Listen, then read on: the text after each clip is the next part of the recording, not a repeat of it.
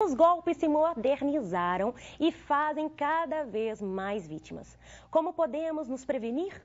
O doutor Alisson Rossi está no estúdio e vai nos dar dicas importantes. Muito bem-vindo, doutor Alisson, tudo bem?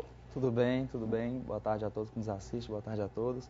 Bom, esses golpes, como você já mesmo pontuou, estão cada vez mais comuns. E uma das principais vítimas são os idosos, justamente por, às vezes, uma falta de habilidade no uso de uma ferramenta, aplicativos. E aí, o meio de melhor utilização dessas ferramentas é sempre ter, às vezes, um aliado mais jovem para auxiliar, quando se trata, por exemplo, de idoso, ou sempre que for fazer, às vezes, algum pagamento, seja de boleto bancário, ou alguém entrar em contato, verificar, autenticar essas informações para que, às vezes, não seja uma outra pessoa se passando por um familiar ou uma pessoa que seja ali um responsável por uma instituição financeira. Fazer essa checagem antes de fazer qualquer pagamento é sempre muito prudente e responsável e evita com que esses golpes aconteçam. Perfeito. A gente pode perceber assim que tem uma grande inovação, digamos, nos golpes, né? Então a gente vê que antes tinha um padrão de golpe. E agora, quais são os atuais que você observa? Olha, cada vez mais, né, esses golpistas se modernizam porque acaba que as pessoas elas percebem que alguns golpes estão acontecendo de forma mais frequente e se atentam mais, e aí, em razão disso, eles se modernizam, igual você pontuou. Hoje em dia, por exemplo, no escritório, vários dos nossos clientes eles passam por golpes que a gente chama lá de golpe do falso alvará. Por exemplo, idosos que estão ali num processo de aposentadoria, como os processos são públicos, o golpista ele entra na internet, vê que aquele processo é existente, ele entra em contato com esse idoso, se passa pelo nosso escritório e fala com esse idoso, por exemplo, olha, dona Maria, o seu processo saiu, então para a gente liberar para a senhora aqui um exemplo, 50 mil reais, a gente só precisa de pagar algumas taxas cartorárias, que é no valor de, por exemplo, 5 mil reais, então vou te mandar o Pix aí. Aí o idoso sabe da existência daquele processo e aí acaba que faz esse pagamento sem primeiro entrar em contato com o escritório, com o responsável, que às vezes está numa conversa frequente com eles. Sim. É verdade. Isso me faz lembrar uma vez que ligaram para minha casa, minha avó atendeu o telefone e falaram: nós estamos aqui com a sua neta fulana de tal, me faz o Pix aí de 5 mil, senão a gente vai machucá-la e tal. Então a gente observa que agora eu acho que todo mundo já está mais antenado, não é verdade? Isso, mas ainda acontece com frequência. Tem golpes que eles nunca saem de moda.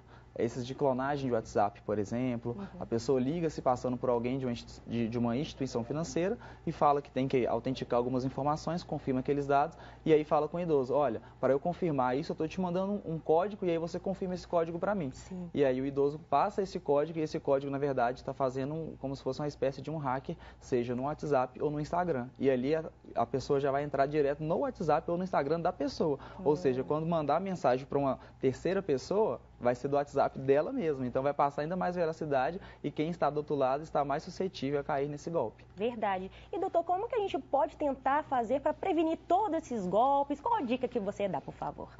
A principal dica é sempre verificar com bastante atenção, mediante algumas situações, se aquilo é verdade. Como assim?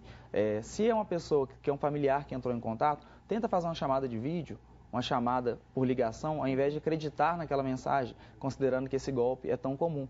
Por exemplo, boletos bancários. Às vezes a interface do boleto, o layout dele é bonitinho, de algum banco ou instituição financeira, plano de saúde, e aí o idoso, às vezes, ao pagar esse boleto, verificar quem que é o destinatário. Então, ou seja, quando a gente vai confirmar esse pagamento, vai aparecer quem está sendo o beneficiário. Então, exemplo, plano de saúde X ou banco Y. Então, ele confirma, porque esses golpistas, geralmente, vai estar o nome dele mesmo. Então, como que você paga um boleto bancário e vai estar o nome de uma pessoa física? Então, essa autenticação ela é muito importante. Sim. E com relação a essa questão das redes sociais dos idosos, tão presentes nas redes sociais, tem alguma dica que pode prevenir contra esses crimes cibernéticos, digamos assim? Olha, específicos da rede, sabe? Claro.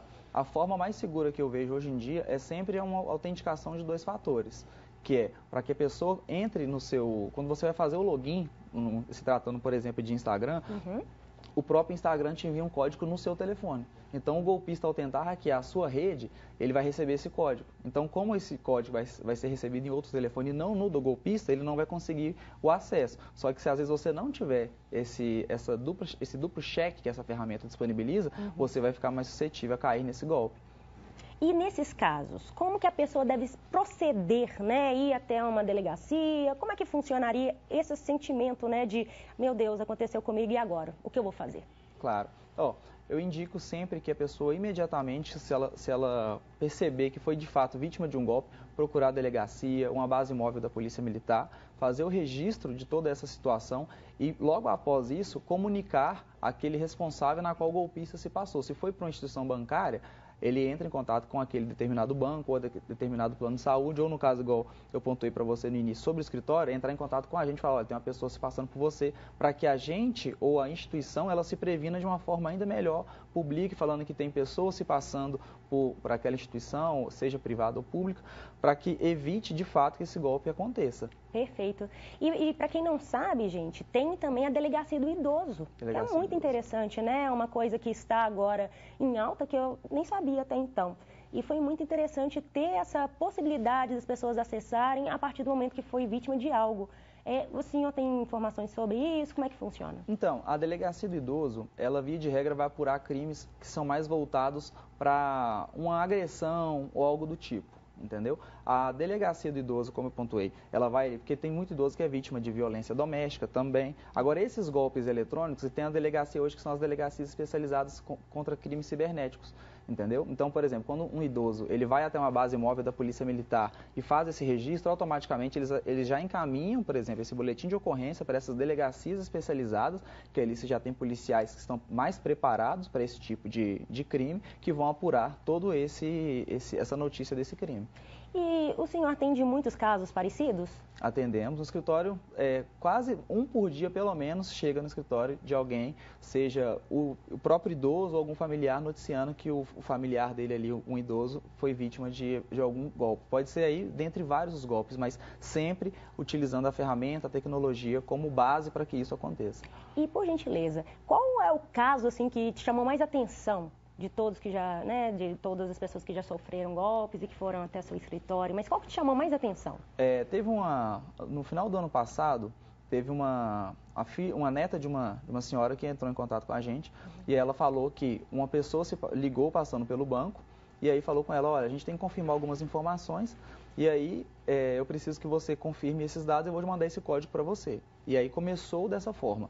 E aí, no final, a pessoa que ligou para o idoso falou assim, olha, para eu verificar de fato que a senhora mesmo, vou precisar que a senhora faça 3 PIX, vou te passar os dados, e aí você faz esse PIX, depois que a senhora fizer esses 3 PIX, nós vamos fazer a autenticação e eles automaticamente voltam para a sua conta. E aí essa pessoa fez o PIX e tomou um prejuízo que foi, na época, coisa aí de uns R$150 mil. Uou! São valores bem altos, né? Pois é, e aí, nesse ponto, é sempre importante ressaltar que quando ela fez esse PIX, ela deveria confirmar quem que era o destinatário, porque ali naquele caso não era uma instituição financeira, seria com certeza alguma pessoa física. Mas conseguiu recuperar o dinheiro?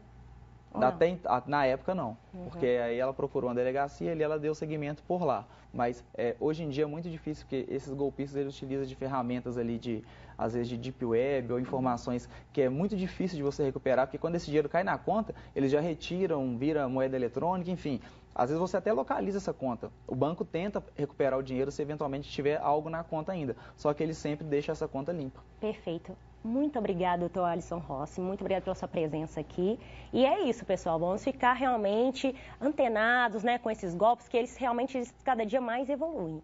Mas olha, vamos para um breve